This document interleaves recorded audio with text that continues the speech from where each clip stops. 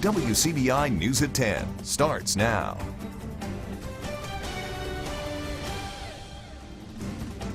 Law enforcement bust a dogfighting ring in North Mississippi. Thanks for joining us tonight. I'm Jory Talley. And I'm Cash Matlock, and that's right, Jory. A dogfighting ring has been busted in Pontotoc County, and Sheriff Leo Mask confirms that one person has been arrested. Now, Mask says that the investigation is still active and more arrests are expected. The sheriff said that he plans to release those details about the dogfighting ring and the arrests tomorrow. A longtime Northeast Mississippi law enforcement officer says the support of his family and his faith in God helps him confront a disease he's battling. WCBI's Chad Groening has more. Ken Hawes and his family at home in Sotillo.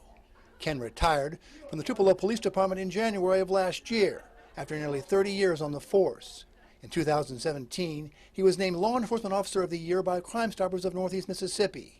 But after looking forward to retirement and slowing things down, this past fall, things changed. He started having speech trouble in September of last year. And then we went to the doctor finally in November. When we saw the doctor, he was pretty quick to recognize ALS, and several tests and a lot of things that he had to go through to confirm that diagnosis, but they did confirm that diagnosis. Of course, we got over the initial shock of being diagnosed with ALS, and lucky I have a wonderful family that takes good care of me. And Hawes says his faith is very important. It's a simple story. I love God with all my heart, all my soul, and this disease may take my body, but will not take my soul, because it belongs to Jesus Christ.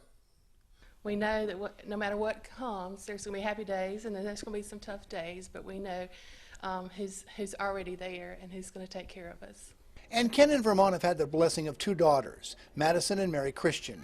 We were shocked. You know, we're young daughters, and we just, at this age, we didn't think that we would have to go through something like this at such a young age, and even our father and our mother being such a young age too, so we were shocked. You know, we still are, but we're dealing with it. Thankful for the support and for the Lord giving us strength to get through it.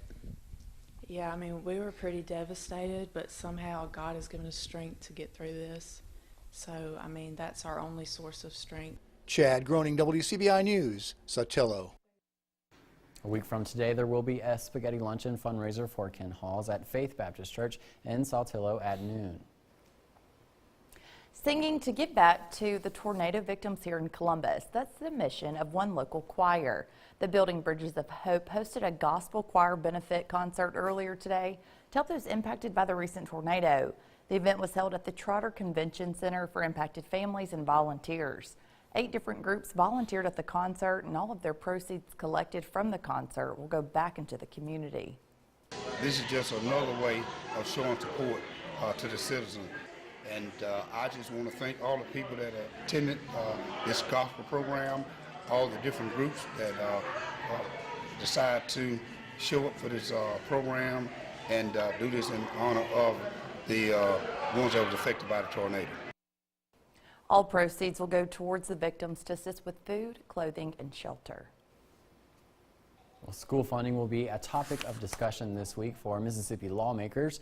Senator Angela Turner Ford was in Tupelo this weekend for Meet Me at the Monument, and that's where we met up with the West Point native. She says she's prepared to battle for more funding for Mississippi public schools. Turner Ford also says she opposes the efforts by some of her colleagues to divert some state dollars to private schools. You know, school funding is a priority of mine. It's an issue that I believe is very important.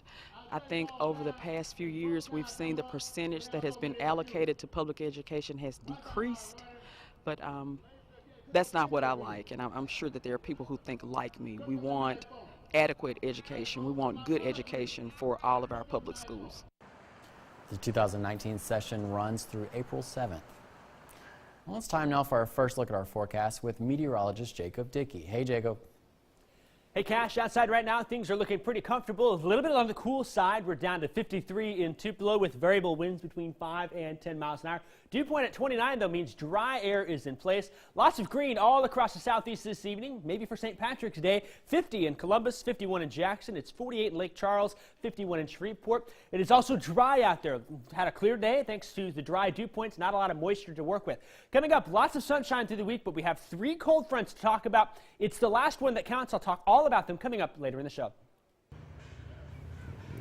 In honor of St. Patrick's Day today, people and pets celebrated Columbus. It's part of the St. Patty's Party Parade, which is an event hosted by Zachary's. The parade helped raise money for the Columbus Lounge Humane Society. A group of motorcyclists and Mother Goose herself led the group from Hitching Lot Farmers Market all the way to Zachary's. Dozens of dogs and puppies and even a small pony were among the paraders. That's right, Joy. Well, events like the St. Patty's Party Parade really benefit animal shelters, and it's something that really helps the Columbus Lowndes Humane Society. Oh, it is the biggest mix-up that you have ever seen.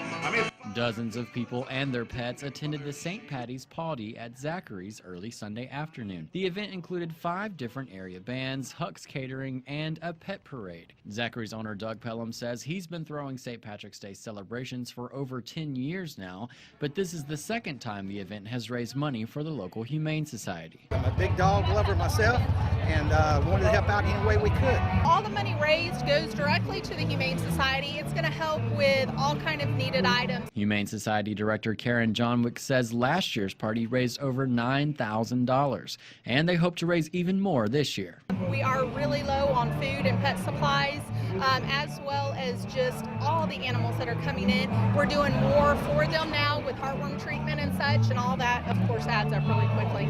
A lot of people think maybe they've got this new fancy building on the other side of town, and they don't need help anymore, and they need a ton of money and a ton of help with everything that's going on. And event organizers say it's not just the animals that are benefiting from the day's events. It's been an exhausting 3 weeks for the whole community, and I'm glad we have perfect weather for this, and it really gets the community together, gets all different parts together, and after something so bad, it's going to be a beautiful day. So we needed something, a spark to just, make things a nice event to go out and have a good time today. Well, event organizers say they hope to see the event grow even bigger next year. The Oktibbeha County Humane Society receives a $150,000 grant. The grant comes from PetSmart Charities. It's to support the OCHS Fixer Spay and Neuter Clinic, which is the shelter's low-cost spay and neuter program. The program helps make the surgery more affordable and accessible for pet owners. The Director of Development and Community Relations there at the shelter, Martha Thomas, says the shelter is grateful for the grant and the support from PetSmart Charities. The money will allow the shelter to offset the cost of surgery for more pet owners and will help reduce pet homelessness in Starkville. For more information, you can head on over to our website at WCBI.com. Coming up after the break, we'll have this week's Mom to Mom. Stay with us.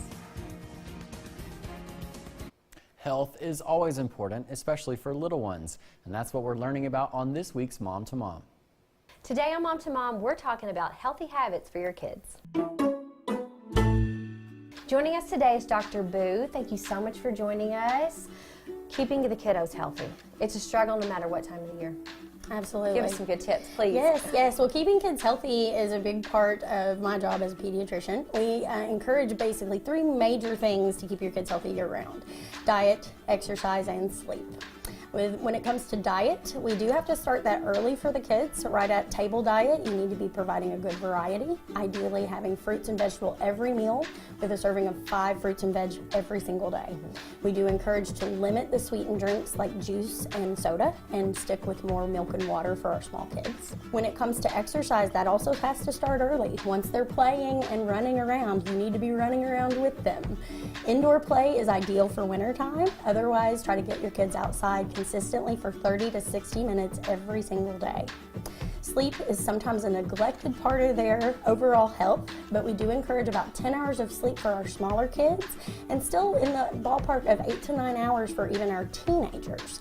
The other thing is our quality of sleep, and that will be definitely impacted by devices, so we want to turn those off before bedtime. Correct. Well, great tips, moms. And these are lifestyle changes. Absolutely. That's what it is. Every single day. You just got to get used to it. Absolutely. All right, moms, connect with me on the Mom to Mom Facebook page, and I'll see y'all next week. Mom to Mom is brought to you by Mom to Be on Wilkins Wise Road in Columbus. Little known fact, they also recommend your local meteorologist get just 3 hours of sleep at night. Hey, lots of sunshine tomorrow. Great day for a nap. Sun and clouds outside. Temperatures in the low 60s. We'll talk more about those cold fronts coming our way after the break. WCBI First Alert AccuWeather Forecast with meteorologist Jacob Dickey. What a nice St. Patrick's Day we had today. Very comfortable outside. Hope you got to enjoy some of the nice weather this weekend, because it may be the last weekend for a while yet again that we get this great weather back-to-back Saturday, Sunday. The good news, though, plenty of great weather coming for the week ahead. Right now in Tupelo out there under a clear sky, it is 53 with variable winds between 5 and 10 miles an hour. Dew point in the 20s signifies dry air still in place. That's one of the big reasons why we don't see any clouds. There's no moisture to work with out there. 43 is the current temperature in Amory. It's down to 50 in West Point. Louisville at 48, 49 in Macon. I expect those temperatures to continue to drop under a clear sky overnight tonight, and that may set up the chance for a few of us to see some isolated spots of patchy frost, but for the most part, if we can stay above 35 or 36, I think we'll be all right. Looks like we'll be at 36 tonight in Columbus, Starkville, and West Point, down to 34 in Pontotoc, 34 in Ripley. It'll be 37 overnight tonight in Louisville and in Macon. On the day Monday then, lots of sunshine through the day too. We'll have a few more clouds than we did on our Sunday. Temperatures look to climb in the afternoon into the low 60s for many of us. Look for a north wind between 5 and 10 miles an hour. I have 61 for a high in Starkville and in Ackerman, 64 in Kosciuszko, Carrollton at 63. We'll get to 62 in Columbus, nice and dry in West Alabama, 61 in Soldier and in Vernon, 62 in Reform, Aliceville, checking in at 63 to start the work week, and upper 50s to the north, just a tad cooler, but still a great Monday for us in Tupelo. 59 will be the high there, 58 in Fulton and in Houston, 59 in Water Valley, Oxford at 57.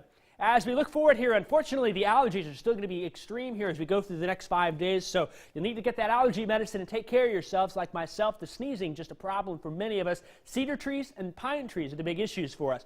We look to get a little rain here, hopefully to knock that pollen down. Not coming with this first front tomorrow. All that does is bring in a few clouds and a reinforcing shot of cool and dry air. The second front that then comes midweek, it's more of a Wednesday night through Thursday front. That looks to approach our area from the north and to the west. A little more moisture to work with as it slides on in our direction. Looks like we could see some spots maybe up to a quarter inch, but very spotty amounts here. This is just an overall rain potential. A lot of folks will stay dry through Thursday. Then that third front comes into the weekend. Notice the rainfall totals pick up by Sunday just off to our west. That looks for us, it may end up being more of a Sunday night into a Monday rainmaker for us here. That front winding up in the Great Plains and that cold front coming in our direction. A much more active pattern that emerges for us next week, so enjoy the great weather that we have for this week. Tonight, some patchy frost is possible. Temperatures falling into the 30s out there under a clear sky. North winds 5 to 10 miles an hour. Over the week, a slow warm up all the way through Friday to 70 into the next weekend. Saturday and Sunday overall are looking good. Some scattered storms do look to make their way into our area Sunday afternoon and evening into Monday of next week. The Bulldogs and the Rebels are officially headed to the big dance. More on the matchups next in sports. WCBI Sports with Courtney Robb. Well, it's one of my favorite days of the year personally. Selection Sunday, one of the most highly anticipated days where teams find out whether or not the postseason continues or does not. And for the first time since 2002, the first time in 17 years, both Mississippi State and Ole Miss are going to be dancing in March. And it's been a decade since Mississippi State has been in the NCAA tournament. The last time the Bulldogs competed in the round of 64 was back in 2009. Back then, State played Washington and was the 13th seed, but now the Bulldogs have landed themselves in as the 5 seed for a matchup to 12-seeded Liberty The first round matchup between the two teams will take place in San Jose, California. Head coach Ben Howland and his team, specifically his seniors, saying this bid to the tourney is not only exciting, but something that they've been working on for the past 4 years. This is the greatest sporting event in all of sport in America. I mean, there's so much excitement about the NCAA tournament. One of the big reasons there's so many upsets. You see the little guy so often, more than we ever expect, beating, like last year. The UMBC win over Virginia was unbelievable. It's the first time it's ever happened, a 16-1 upset. And that's what makes this so exciting, is it includes all levels of Division I. And so it's just thrilling for us to be a part of that.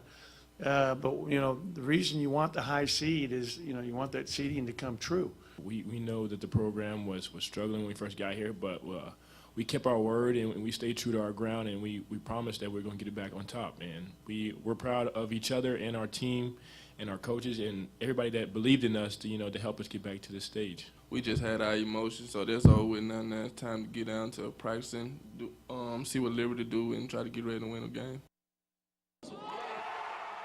The Ole Miss Rebels having a good old time. Ole Miss receiving a bid into the NCAA tournament for the first time since 2015. The Rebels receive the 9 seed in the tourney and will match up against the 8-seeded Oklahoma team in Columbia, South Carolina. Ole Miss finished out the season with a conference record of 10-8, an overall record of 20-12. That's the best conference record that Ole Miss has seen since its 2015 season. Remember, that's the last time they went to the tourney. Head coach Kermit Davis and his players talked about how special this moment is and the opportunity for the Rebels. Never changes, it never gets old, and it was just a great experience. And like I said, just to have an Ole Miss fan base that was so eager, and just think this is only the 9th time in the history of the school, so it's not that many times. And so, it's something that, like, we hope, and Ross and I talked about in our interview, that you're in a position to where you've worked like crazy, and that you know that you have a chance to be in the tournament, you have a chance to be in before selection Sunday comes. I like the fact that it happened before I was able to leave college, so I'm glad that I chose to come back to school. It was the best decision I ever made. When I was in high school, I remember kids used to watch on their laptops during class, like teachers, yelling at kids for watching on their phones, going to the bathroom, watching games. So this is where you showcase what you can do, and I just thank God for the opportunity. Well, speaking of teams still looking for berths into the NCAA tournament, I'm actually talking about the Mississippi State Bulldog women who are having a selection show tomorrow. I've got more on that coming up next in sports. Stick with us.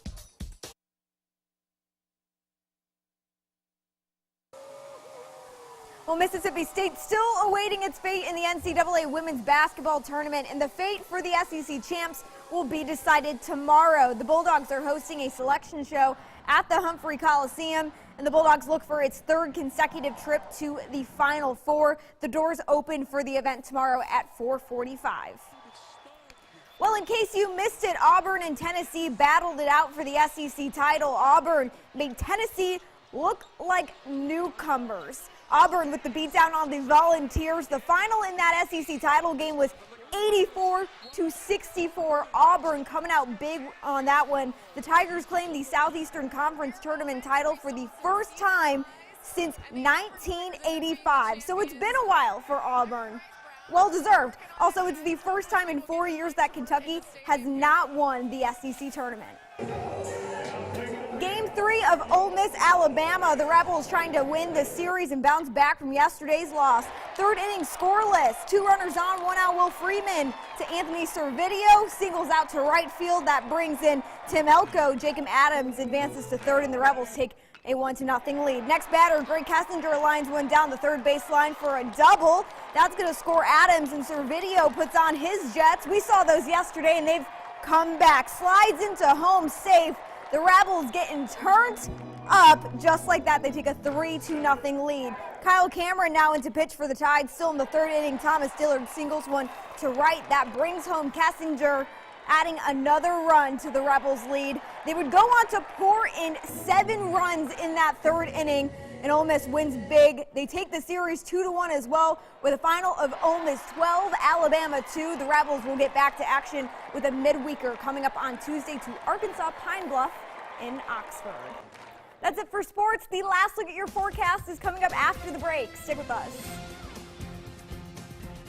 Get some nice weather through the week. First cold front tomorrow, no problems. Midweek cold front, maybe an isolated shower, but things looking dry. Great weather this week. I think by this time next week we enter back into a stormier and a bit warmer of a pattern. Maybe a few storms as early as Sunday afternoon and evening. We'll be keeping our eyes on things. Of course, though, loving this weather. Great weather. Oh, yeah, you can't beat this. Yeah, definitely ready for some warmer weather. Absolutely. Yes. So we're going to enjoy this nice weather for another week. Enjoy it, relax, have your windows open, take the allergy medicine though, right? Yeah. And talk about sports right now in Mississippi. Phenomenal. Hey, phenomenal, absolutely. Yeah. Well, y'all have a great week. We'll see you back here tomorrow night.